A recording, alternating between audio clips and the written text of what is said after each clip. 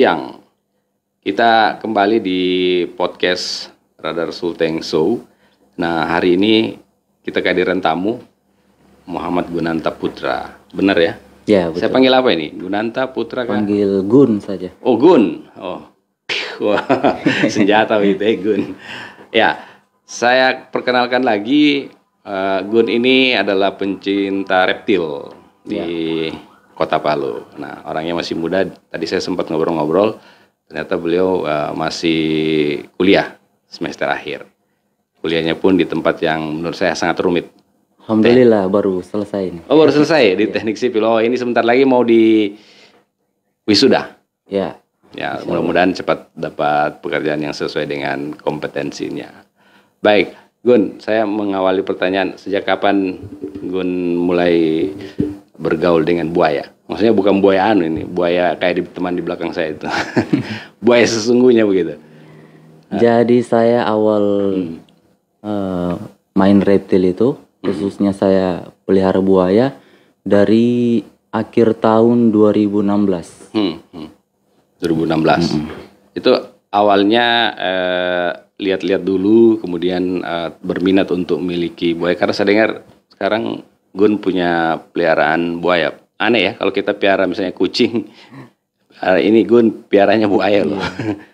Awalnya saya kan saya main pertama itu suka sama burung elang gitu. Oh, burung elang. Nah, terus saya gabunglah dengan komunitas reptil di Kota Palu ini. Iya, iya. Bukan sih khusus reptil, tapi semua hewan eksotik begitu. Nah, terus saya mulai tertarik dengan reptil. Saya lihat ada ular, ada biawak. Saya coba-coba main itu. Kebetulan juga cara peliharanya lebih gampang daripada mamalia atau unggas. Yeah. Makanya kan tidak tiap hari. Nah, saya senang. Akhirnya saya kepikiran, saya mau cari peliharaan yang memang lebih menarik lah. Nah, jadi kebetulan ada teman yang tawari, dia punya buaya. Jadi jenisnya itu Crocodylus porosus. Ya, kurang lebih sama seperti jenis yang di Palu ini. Dia tawarilah, dia sudah pelihara sekitar 1 tahun. Mulai dari ukuran 50 cm, mulai dari ukuran 30-an cm sampai 50 cm waktu itu. Jadi dia, bagaimana Gun, kau mau ini? Kalau mau saya kirimkan. Jadi buayanya ini dari Makassar. Makassar. Ya, dia kirimkan lah. Terus, ya di situ saya, kayaknya baru saya nih yang punya hewan peliharaan buaya di Palu yang jinak. Bukan, tidak bisa sih sebenarnya dibilang jinak, tapi sudah terbiasa dengan manusia. Lebih paham lah dengan kondisi itu kan. Jadi dari situ sudah saya, kayaknya ini hewan yang akan saya pelihara. Pokoknya lama lah bisa begitu dengan saya. Karena kalau ular lain-lain itu orang rumah kurang suka. Ya. Ini agak unik ini. Kalau kita laki-laki ini kan biasanya hobinya main gitar, ngeband, apa begitu. Atau kalau ada yang piara anjing khusus begitu kan. Tapi ini Gun piaranya buaya loh. Kenapa tertarik buaya? Maksudnya tidak ada hewan lain yang lebih orang bilang menarik begitu. Jangan-jangan nanti kalau piara buaya terus teman ke rumah jadi takut atau maitua jadi takut badekat begitu. Ya. Jadi awalnya saya tertarik pelihara ini, buaya ini, saya pelajari dulu kan, bagaimana karakternya, bagaimana pola makannya, terus apakah dia bisa akrab juga dengan kita, gitu. Oh, saya lihat, oh bagus, ternyata makannya sendiri tidak ribet. Nah, terus yang saya ketahui ini buaya ini adalah hewan yang paling kuat ketahanan tubuhnya. Alhamdulillah dari saya pelihara akhir tahun 2016 kemarin sampai sekarang buaya di rumah ini tidak pernah sakit begitu saya lihat. Pokoknya mau hujan mau badai tidak pernah ada kelihatan bahwa dia ini sakit. Nah, pokoknya beda lah dengan reptil-reptil lain. Jadi dia jadi menarik di Gun karena pertama mungkin tadi itu daya tahan tubuhnya ya. Daya tahan jadi enak makannya juga tidak ribet begitu. Dari umur berapa Gun piara? Siapa namanya buaya? Biasanya kan ada begitu. Kalau Caki. Oh, Caki. Iya. Wih, luar biasa boneka Caki ini. Ya, saya terinspirasi dari itu. Boneka Caki. Boneka Caki. Mudah-mudahan tidak jahat juga.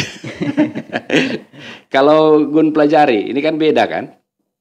Buaya yang kita piara dari kecil, kemudian buaya liar begitu, maksudnya di habitat seperti yang ada di kita di sini ada di Sungai Palu. Di Sungai Palu itu banyak ternyata buaya di situ. Karena data BKSDA itu yang besar saja ada hampir puluhan. Kemudian kemarin kami mengundang tahun 2017 mengundang juga pencinta reptil itu, pencinta satwa lah begitu, lebih umum.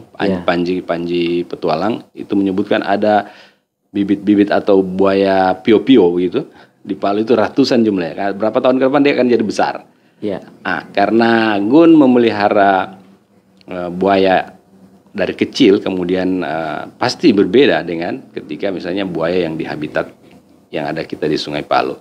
Nah, saya mau bertanya soal kemarin ada video viral. Orang main-mainkan buaya, kasih makan, kemudian dia pegang-pegang ekornya, hampir dapat tangkap kaki, hampir putus, begitu kan? Akhirnya netizen bilang, kenapa kalau tidak digigit saja begitu? Nah, dari pandangan Gun sebagai orang yang mempelajari buaya khususnya yang dipiara di rumah itu, adakah perbedaan misalnya buaya yang kita piara dari kecil dengan yang ada di habitat kita khususnya di Sungai Palu yang lagi rame-rame dan viral kemarin itu? Ya jelas pasti berbeda kan. Hewan yang kita pelihara dari kecil, yang sudah terbiasa dengan kita, sudah terbiasa dengan manusia. Jadi jelas beda dengan yang hewan liar itu di alam. Nah, dia kan tidak sering berinteraksi dengan manusia. Otomatis pasti kita bilang galak begitu. Nah, hal yang begini tidak bisa kita pandang enteng juga kan. Walaupun naluri. Iya. Jadi walaupun hewan buas ini yang kita pelihara dibilang orang jinak, tapi nalurinya itu masih ada. Nah, jadi kita harus tetap waspada, hati-hati. Apalagi dengan buaya liar yang kayak video kemarin kan. Yang tidak dipiara dari kecil tapi di alam bebas begitu kan. Jadi ini bukan suatu kebanggaan lah bagi kita. Kalau orang bilang sini namangu. Iya.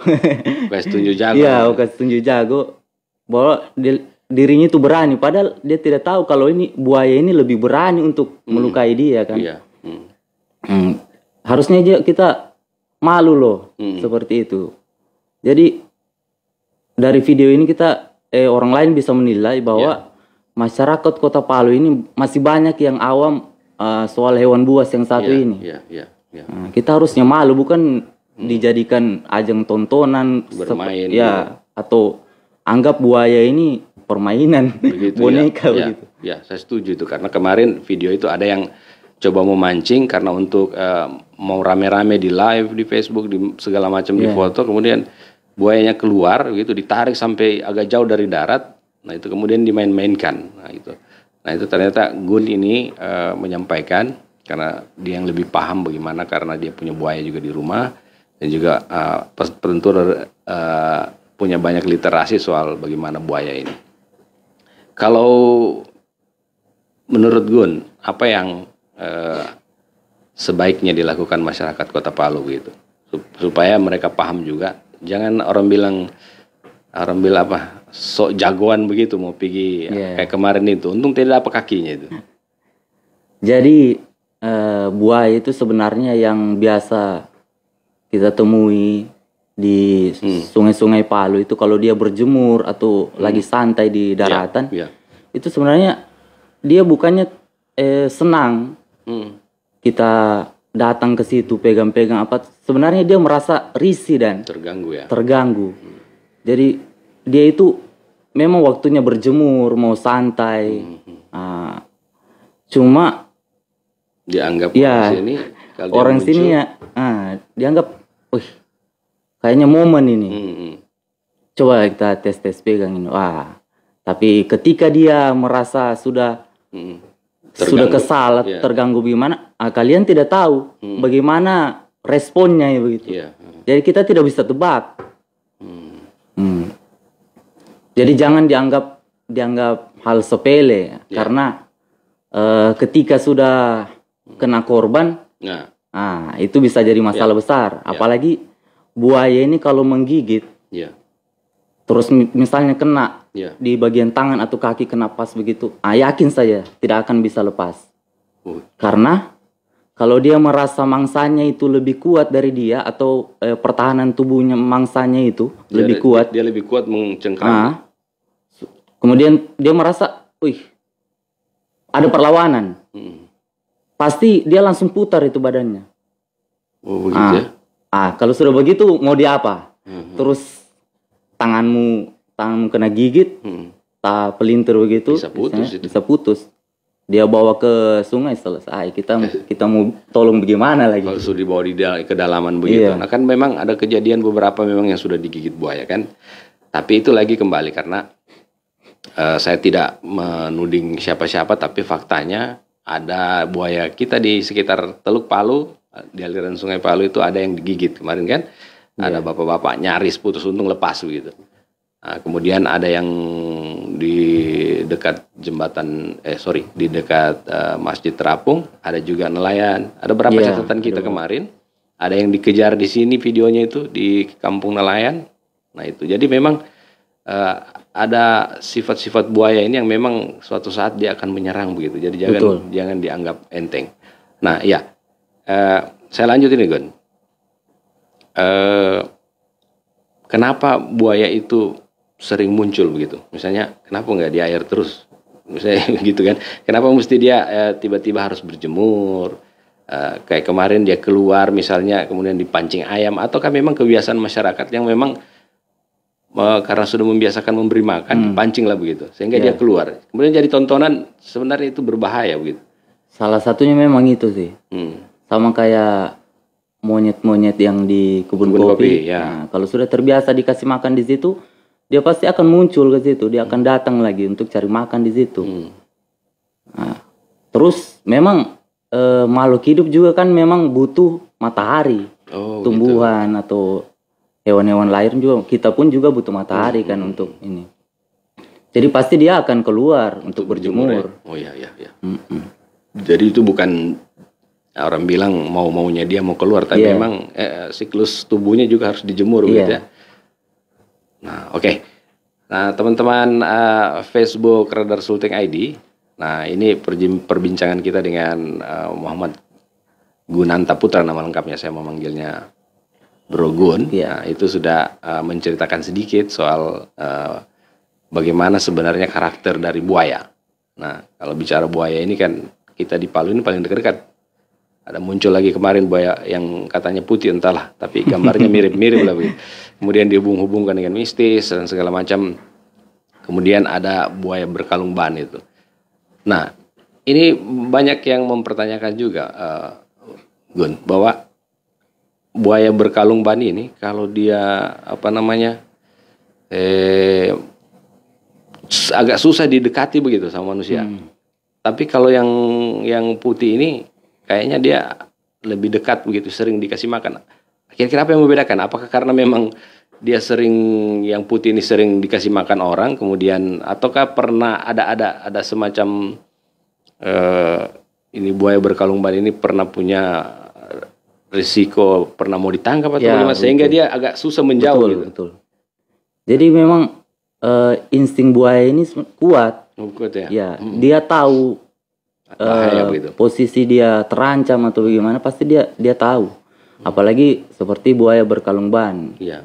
Itu susah sekali ditangkap ya. Susah, karena memang awalnya kan dia sudah merasa terganggu.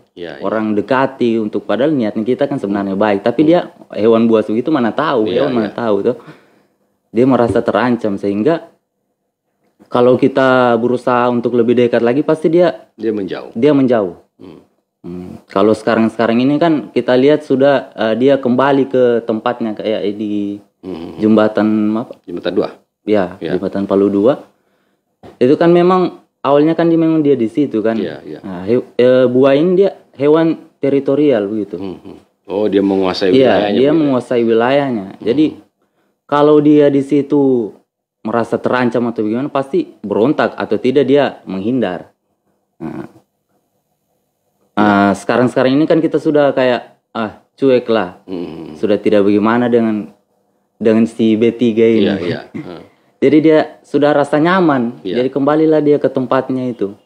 Begitu dia muncul, orang lagi muncul situ. Orang lagi muncul. Rame-rame dia panik lagi misalnya, masuk lagi, muncul lagi di sini. Jadi memang ternyata buaya ini juga dia suka dia apa orang bilang rame-rame begitu. Dia pengen menyendiri juga gitu. Nah, itu. Oke. Gun melihat bagaimana dengan karakter masyarakat kita ini, khususnya di wilayah pesisir ini? Apa yang harus diberitahu ke mereka bahwa sudahlah gitu, apa memancing-mancing buaya, memegang-megang buaya, karena ya saat kita tidak minta-minta lah, mungkin sial-sialnya bisa kena gigit begitu. Jadi untuk masyarakat Kota Palu, kalau bisa jangan munculkan sifat yang menunjukkan bahwa diri kita itu hebat. Kalau kita bilang namango, itu pasti jadi bahan perbincangan. Kayak video kemarin, ya pasti dihujat. Wah, namango lah apa segala macam. Hal yang begitu tidak bisa kita banggakan. Harusnya kita malu sebagai masyarakat yang kita ini sudah hidup di lingkungan buaya, habitat buaya. Jadi kalau bisa sudahlah, maksudnya sudah terbiasa kita dengan hal begini-begini ini, tidak usah lagi jadi bahan pertontonan. Gitu. Anggap biasa saja. Tidak usah dipancing-pancing lagi biar banyak masyarakat. Kalau mau lihat boleh, lihat saja dari jauh, asal jangan mendekat, mau apalagi sampai mau pegang-pegang. Nah, itu bisa bahaya. Suatu saat kau kena gigit, sudah. Itu kemarin kalau pandangannya Gun, buaya yang agak putih-putih, saya tidak yakin itu buaya putih karena ya pokoknya tapi kelihatan agak putih lah begitu. Itu ukurannya berapa itu? Berapa meter lebarnya? Karena mungkin Gun sudah lama mengamati soal buaya kan? Kalau itu saya lihat-lihat dari video itu sekitar 3 atau 4 meter. 3 sampai 4 meter? Iya, pokoknya 3 meter lebih atau bisa sampai 4 meter itu sekitar. Pokoknya ukurannya kira-kira begitu. Terus menurut saya itu bukan buaya putih. Itu hanya karena dia kena lumpur, dia mungkin pasir atau apa sehingga ya kelihatan putih saja di video. Putih. Itu dengan ukuran berat begitu kalau gigit, wah luar biasa. Putus kalau mau putus itu. Karena bobotnya saya sudah 4 meter. Ya sudah sekitar 3 atau 4 kintal lah, sekitar 400-an kilo. 400 kilo. Itu katanya kalau menurut saya baca-baca juga, rahang buaya itu katanya kuat sekali ya. Kalau dia bisa sekeras apa itu bisa kayu aja bisa patah begitu. Pokoknya ukuran 1 meter atau 2 meter saja itu gigitannya sudah melebihi kekuatan gigitan anjing ini, anjing pemburu. Wow. Kayak misalnya ada anjing itu kan kalau dia gigit dia terlepas. Iya. Wah, kalau buaya lebih kuat lagi. Patah dan tulang-tulang itu berarti. Nah, kalau sekarang buaya berkalung ban itu kurang lebih ukurannya agak-agak sama begitu kan? Iya, kurang lebih. Berarti kekuatannya juga agak seperti itu. Nah, saya ke ini dulu Gun. Mungkin Gun juga mengamati soal buaya berkalung ban yang sering diburu orang untuk foto dan segala macam itu. Nah, buaya ini ada kan di lehernya itu ban. Kalau Gun melihat dengan kondisi sekarang semakin besar, dia sudah mulai agak susah bergerak, terjepit atau masih ada longgar-longgar sedikit begitu. Saya juga belum lihat dekat ya. Dekat. Cuma kalau dari beberapa foto, memang dia posisi bannya itu sekarang sudah semakin mengencang. Tambah besar dia. Jadi lemak-lemak di lehernya itu kan sudah kelihatan itu kayak tertumpuk di situ, itu tandanya berarti ban di lehernya itu makin sempit dia rasa. Itu termasuk juga menghambat pertumbuhannya. Jadi pokoknya dia akan susah makan juga nantinya itu kalau makin lama makin terjepit. Tapi masih bisa menyerang itu, karena ini yang paling diburu orang. Jangan sampai dia muncul kalau dipegang-pegang dianggap oh ini karena bannya tidak berbahaya. Gitu. Pasti masih bisa. Masih berbahaya ya? Kekuatannya masih luar biasa. Jadi mohon komio-komio yang kejar-kejar buaya di pinggir sana. Kalau tidak ada kepentingan misalnya untuk apa, ya usah lebih gatal-gatal, korek-korek begitu. Iya. Nah, oke Gun, ini mungkin untuk closing statement kita atau di penghujung diskusi kita, kira-kira apa yang mau kita sampaikan ke pihak yang harusnya bertanggung jawab di situ, kan ada pemerintah dan stakeholder lainnya, khususnya dengan wilayah kita yang ternyata adalah habitat buaya dan di situ ada tempat wisata yang ramai dikunjungi orang. Misalnya kayak di Kampung Nelayan ini sering muncul, betul. Orang sering berenang, sering mandi begitu. Kan sudah ditaruh papan, apakah cukup cuma papan peringatan begitu? Apakah kita perlu membuat semacam penangkaran yang besar-besar yang berbahaya ini ditangkaplah gitu terus di penangkaran? Ya, jadi kalau saran saya, tanggapan saya untuk pemerintah yang berwenang, tolong kerjasama dengan ini polisi kah, Pol PP kah atau apa. Jadi kalau misalnya ada hal-hal yang kayak video kemarin, yang itu main-mainkan buaya, nyaris digigit. Tolong kita harus sigap. Jadi polisi atau Pol PP atau apa saja itu kita harus sigap, ditugaskan di situ. Maksudnya bubarkan kalau tolong perlu. Bubarkan kalau perlu. Jangan sampai mereka lebih dekat lagi atau mau sok-sok pegang lagi begitu. Nanti kan ada korban yang susah juga pemerintah lagi nanti urusan. Tolong kita ambil tindakan. Nah, biar tidak memakan korban kan. Nah, terus kalau untuk masalah papan peringatan yang terpasang di sepinggir pantai ini, kalau bisa diperbesar lagi. Karena tidak semua masyarakat Kota Palu ini yang melintas lihat itu warna itu. Apalagi orang yang dari luar kan, yang itu kan mereka tidak tahu. Jadi kalau bisa dipasang papan peringatan yang permanen, yang lebih besar, biar orang semua bisa lihat dari jauh pun bisa kelihatan.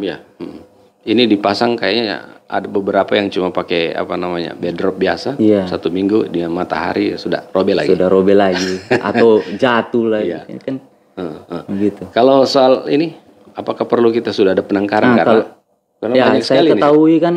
Sekarang ini katanya kan sudah ada penangkaran di daerah Sigi. Oh ya, di Marawola itu ya. Saya tidak tahu di mana desa apa. Cuma kan katanya sudah mulai aktif. Jadi itu bisa pemerintah manfaatkan. Jadi kalau seperti kemarin buaya yang baru-baru kena perangkap, yang masuk dalam kerangkeng itu kan info yang saya dapatkan itu diserahkan ke penangkaran. Jadi pasang saja perangkap atau kerangkeng itu di sekitar tempat buaya ada muncul. Jadi kalau itu salah satu cara kita untuk mencegah populasi yang lebih banyak lagi. Betul. Nanti kita juga kan berharap kalau B3 ini masuk ke dalam perangkap itu kan. Supaya tidak rame-rame. Supaya tidak. Kita juga tiap penasaran coba cari foto ya. Begitu mungkin ya. Oke. Saya terima kasih Bro Gun, Mas Gun atau apalah begitu yang sudah mau menghadiri undangan kami, karena kami menganggap ini hal penting yang harus kita sampaikan ke masyarakat, karena kami meyakini bahwa seperti yang disampaikan Gun tadi, bahwa buaya itu digigit buaya tak seindah digigit kekasihmu begitu.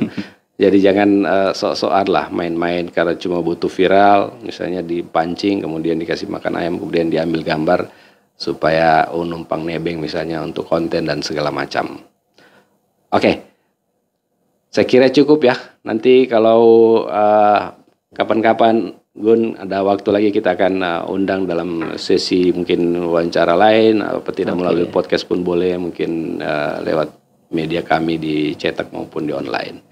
Ya, begitu ya teman-teman Facebook. Semoga apa yang sudah disampaikan Gun tadi dan diskusi kita siang hari ini bisa bermanfaat untuk Anda untuk memberikan edukasi